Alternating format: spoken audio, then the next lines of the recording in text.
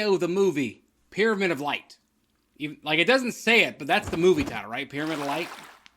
That's what I thought it was, yeah. It doesn't actually have a subtitle on it anywhere, but, I mean, for some reason, I just thought that was the name of the movie, even though it doesn't actually officially say it somewhere. I mean, it's a good title for a movie. Call it Pyramid of Light. Yeah. You know what? I'm going to go first tonight. I got to be real honest. This movie was terrible. Like, and it's terrible. Like, it's not, like, terrible to the point where I would never watch it again. I know, I would never watch it again. I would never watch this movie again. That bad?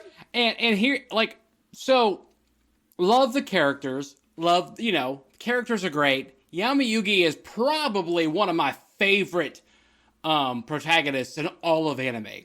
He just, whenever he turns it on, it's great. It really is. And the way his voice actor, one of my favorites. The way he just, like, commands that presence. So, the story wasn't bad. I like the premise. You're connecting history to the Pharaoh story.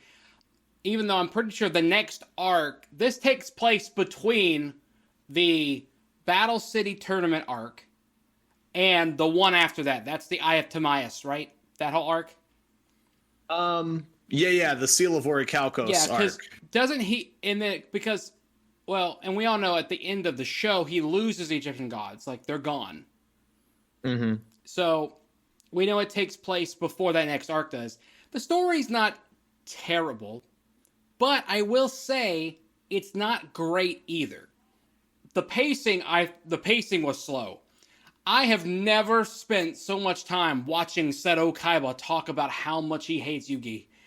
This is, like, the first 30 minutes of the movie was him just going, I have to beat Yugi. Oh my god. And then, I need better cards to beat, like, his whole Pegasus. life. Like, he goes so far to find the dude who took his brother's soul.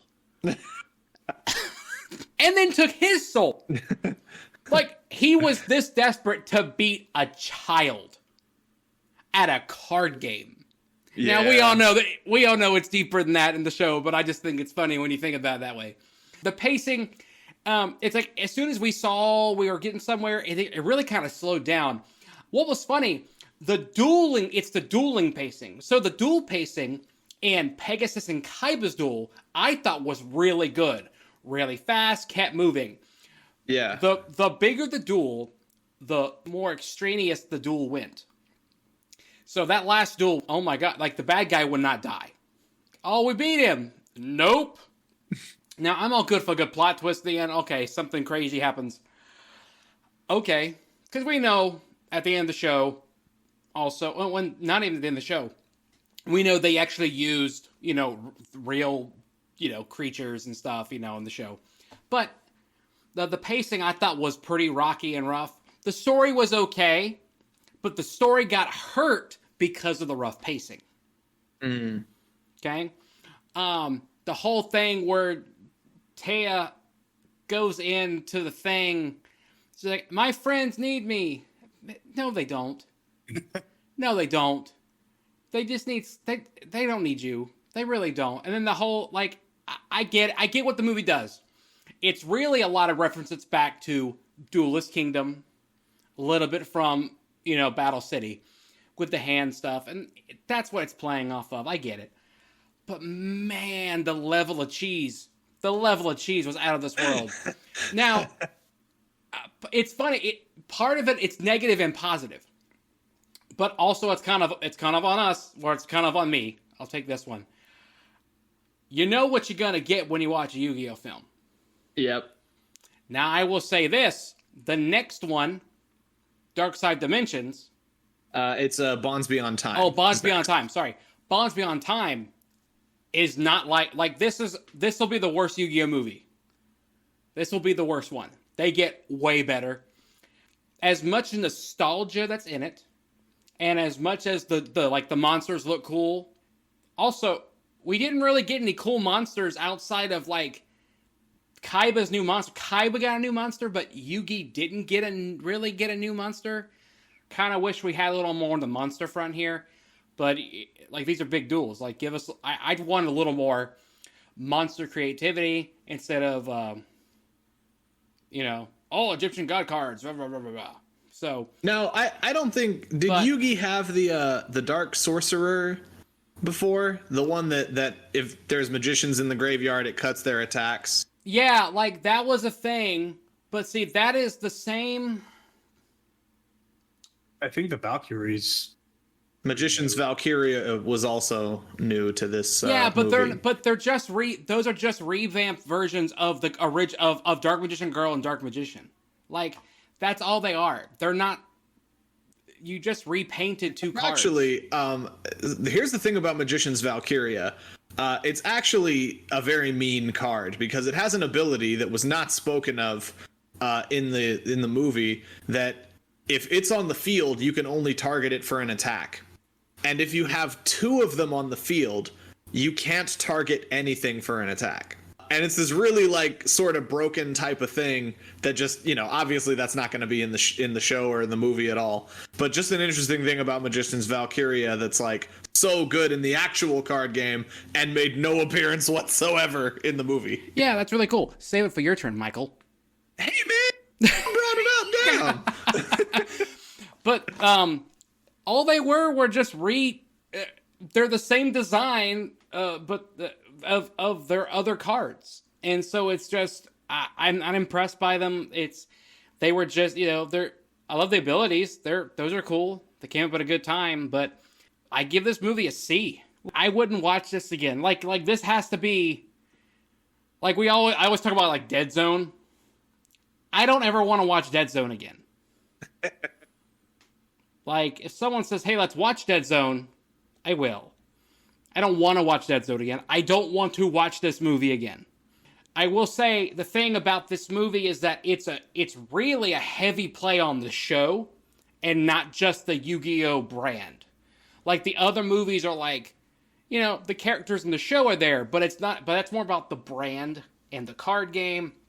And this one's more about connecting back to the show and the Pharaoh and all that stuff. The other movies don't really do that. Probably came out, I don't know, when did this movie come out? 2004. 2004? Yeah, so we're a good bit of ways from the beginning of the show. So, to me, it's a C movie. That's all I got. Michael, what you got, man? Well, I can't decide between a C or a B. I'll give my spiel and maybe I'll have a definitive answer by the end of it. The way I feel about this movie is it's just like an episode that sort of recaps the themes of Yu-Gi-Oh! It's like Yu-Gi-Oh! Has these themes, right? Seto hates Yugi, right? Kaiba just wants to beat Yugi. Pegasus created the game.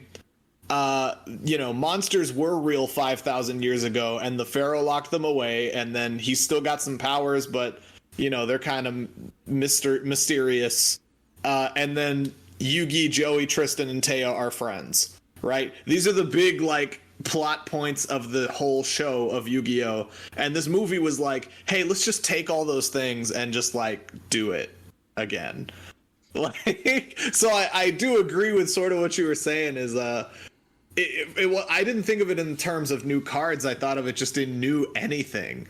It was just a revamp of sort of those same, because there were some new cards, but there wasn't, everything else was the same. It's just Kaiba being salty, Now, there were some things, another interesting problem I had with it was Pegasus, I don't understand how a ghost entered his room with a physical card and put it in his vault. Just don't. How does anything in this show happen the way it happens? I'm just not sure I buy that. Mammoth Graveyard doesn't work that way. It's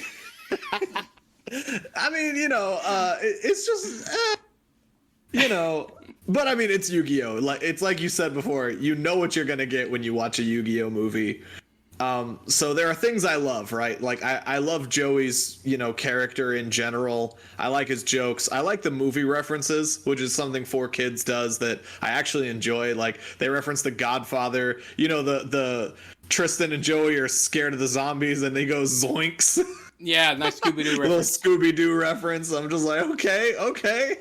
So there's some fun stuff in there. Yeah, this part killed me.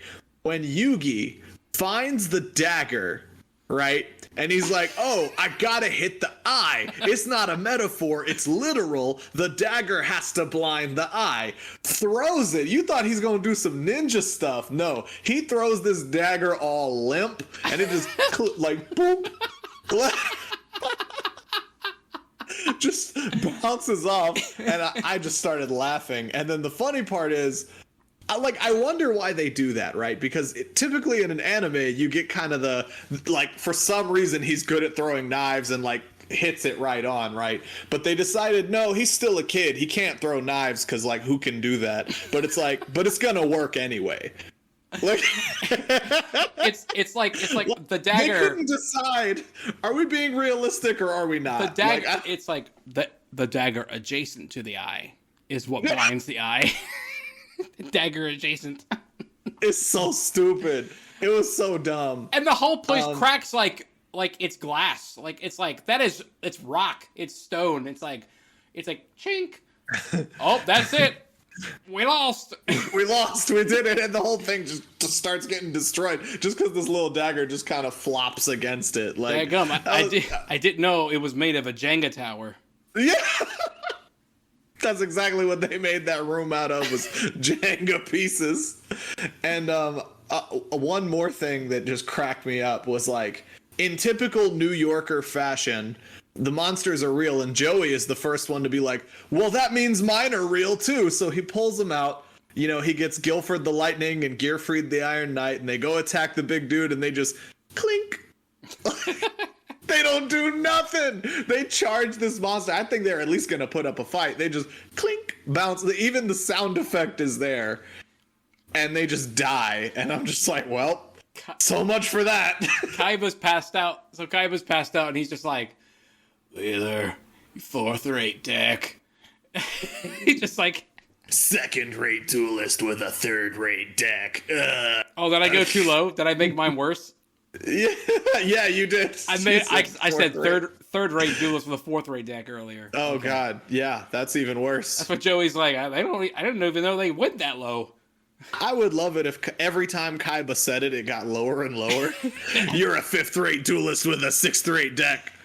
10 seasons later, you're a 72nd-rate duelist with a 73rd-rate deck. But for real though, if you were top 100 in the world, I mean, just saying. You know, I have to ask this. Like, this is a C movie, no question. Do I give it a B because it's funny? Even though it wasn't trying to be funny. Like, I don't know if movies get more points for being funny when they weren't supposed to be. You know, here's my thing. When you say it like that, I would watch it again. It's still a C movie to me. But when I watch it the next time, I'm going to do it for the sheer purpose of just mocking everything in this movie. Because it's so funny. Yeah. Oh, and of course, Kaiba's like blue eyes white dragon shaped jet. Like, yo, first of all, that thing doesn't fly. There's no way it flies. There's no way that thing flies. Second of all, what is Jeff Bezos doing building a normal shaped rocket ship? Like, get out of here. That is not a normal shaped rocket ship. Have you seen that recent thing? Oh, well, it looks like a penis, but regardless, he should have built a Blue Eyes ship, and we all know it. He's gonna build Kaiba Land one day. I mean, he's got the money. That monstrosity is running off pure Yugi hatred. There is no way that damn thing. It's unaerodynamic. There's the drag on that thing. Those pieces will be breaking off as fast as it was going. That's what keeps it in the air, is hatred of Yugi. And then it probably got there faster because it realized it's like, I have to go talk to Maximillian Pegasus.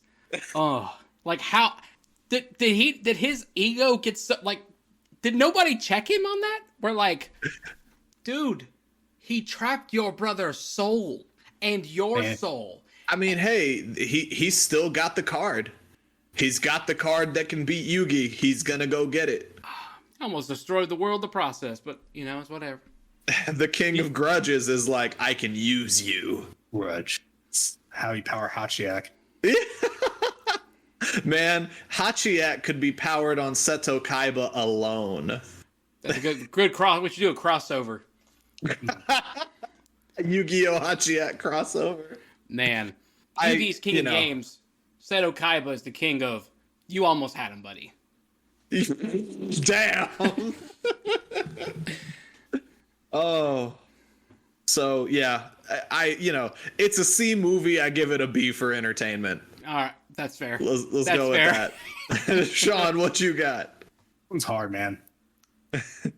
I mean, you guys said a fair amount of things I was already thinking. Like there was a lot of times where it just felt like an elongated episode. And I'll be honest, like you guys, like I think Ben was talking about the pacing of the duel itself. I thought sometimes it was longer than it needed to be. Like when you look at other movies, there's usually a battle for a second, and then they talk about the plot, and then it leads up to a final battle towards the end. This one, it's like it's like the Super Broly movie where the second half of the movie is a battle, but not as good. And so, like, if you're gonna make the battle half of the movie, it's gotta be good. Because when it's not great, it drags. And so that I was just like, all right, hurry up. And of course, because Anubis is gonna come out, and you're just like, all right, we're just waiting and waiting. Everything leading up to it is inconsequential. And you're just like, okay, cool, all right.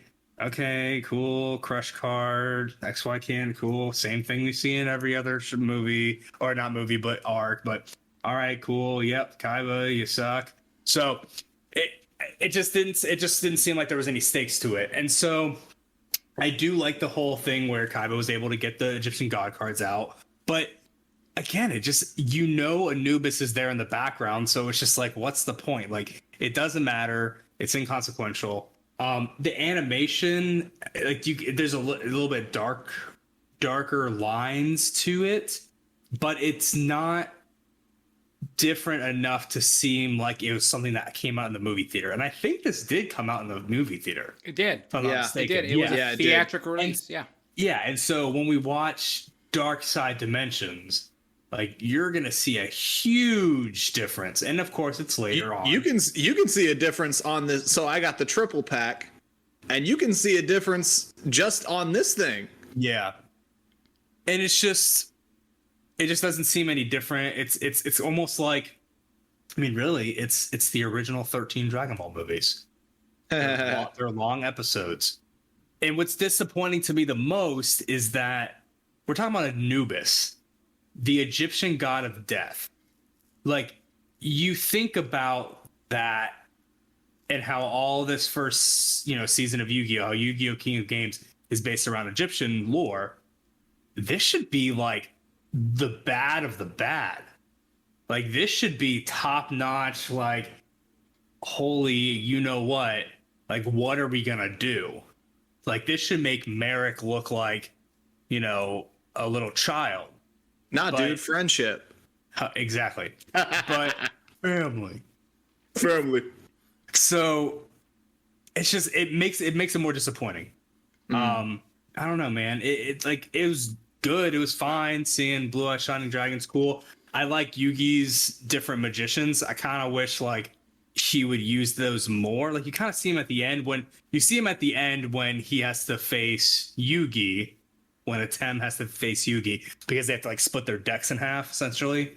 But like I would rather see Dark Paladin and Valkyria, and like I'd rather see those than like Wadapon and like the Celtic Guardian, obnoxious Celtic Guardian. Yeah, so there is a difference. I know there's a difference on his effect, but he never uses it in the show, I don't think.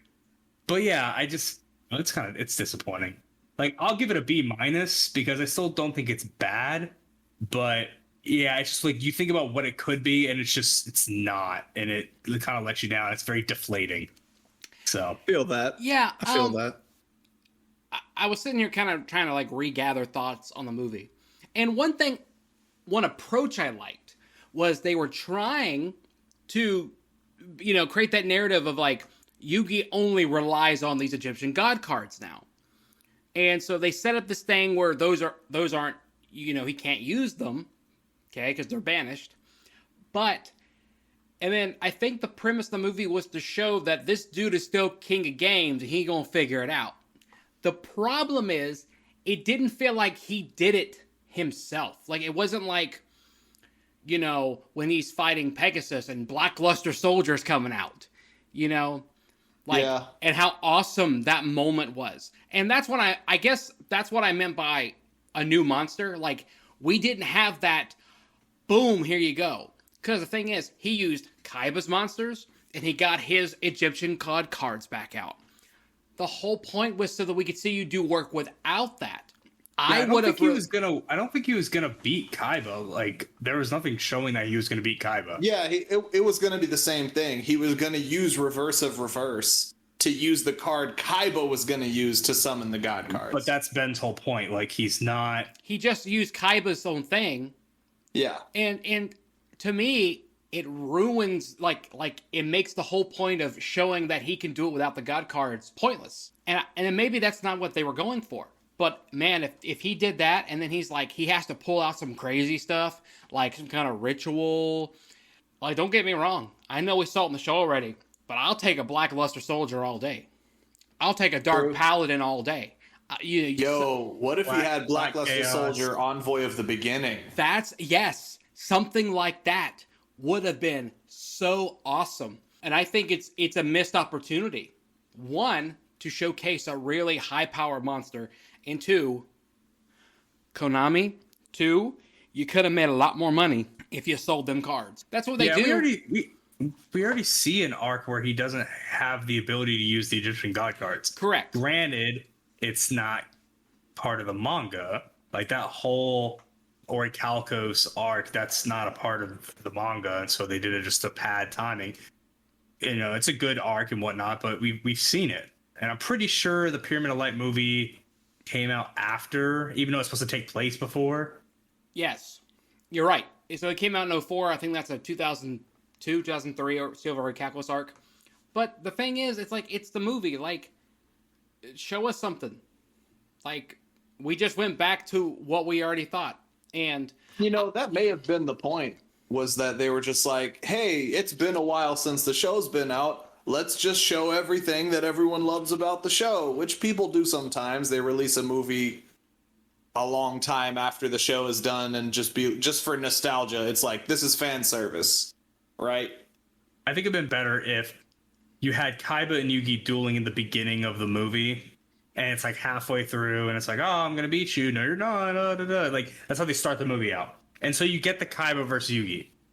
But again, it's just another Kaiba trying to beat Yugi. It's just like, it's old, it's played out, and something should tell you, if you have to bring in another villain to change it up, then what you're doing with Kaiba and Yugi as the main part of the battle is not the best way to go. Have them duel in the beginning.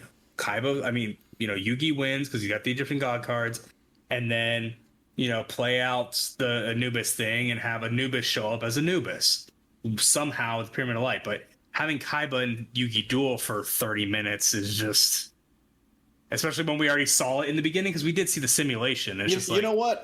I think that I agree with half of your concept in that it took too long. Because what I did like was that Anubis was using Kaiba, kind of implanting ideas in his head, but then the plan didn't work because Kaiba's will is so strong. No, I'm not going to do your plan. I'm going to beat him the way I want to beat him, and that messes up Anubis's plan. Like, I did like that.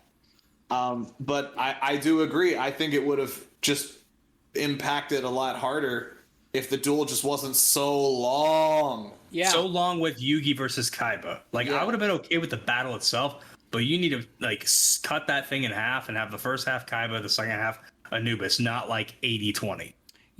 I wonder, and I'm dead serious. I wonder if this thing almost didn't go to the movie theater, and it was almost like a little mini special of 3 episodes. Like, what if they cut it up?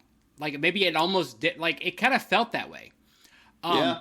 But I will say another good quality of the movie is kind of along the lines of what you guys were saying about Kaiba's own decision making. Being a movie, runs simulation, right? Fails. That simulation just can't be beat, right? He can't beat Yugi. So he goes to Pegasus, and he gets the car and, beats him. Brink comes back, and then he runs the simulation again with this thing, and it works. What is kind of cool, though, is the computer says, yes, you can beat it, you can win with this setup. And he was going to win with that setup. But the whole, like, kind of along the lines of the Heart of the Cards thing, those unknown factors mitigate what he was doing. Again, it kind of goes back to on Kaiba of, like, you can't just computer simulate everything to a win. That kind of, it's like back when he was beating you back in the first duel they ever had, and Yugi gets Exodia out. That dude has no idea you have Exodia. Like, who's gonna show up thinking you have that in your hand, in your deck, right? So I did like that. It's kind of a play on the the fate, and that was the whole thing. You talk about the dagger and the fate was that, yeah, theoretically Kaiba could have won, but he wasn't going to win. So I thought that was neat, or maybe I overthought that entire part. I don't know. So I got a question. Oh, sweet. Who is more worthless, Taya or Tenten? Taya. No. Time out. I'm gonna retract. I'm gonna think about this a little more. 10-10. Definitely 10-10. 10-10, because as much as I hate the premise, Taya helped save the day. Friendship and all, she come down with her shiny hand. Plus, she has won a couple duels. Oh, that's true. She's won a couple duels. I've never seen 10-10 actually, like, be the hero. The most 10-10's ever done was Proctor the Boruto tuning exam. I think technically, wasn't she involved? When the Akatsuki had Gaara, and they had to break the seal on the door, 10-10 pressed one of the 4 switches at the same time as Guy and Neji and Rock Lee. True. And then their clones came out. But when they were fighting the clones of themselves. Yeah, but Taya won a shadow duel. So, Mike, remember when we talked about Taya and I said, I'm pretty sure she's undefeated? And you said, no, she faced Mai? Yeah. Mai surrendered, remember? Yes. So technically, Taya has won every duel she's had. What? Oh! She's a first-ranked duelist with the 1,000th ranked deck. Her deck is terrible. Her deck is and awful. yet somehow she always wins.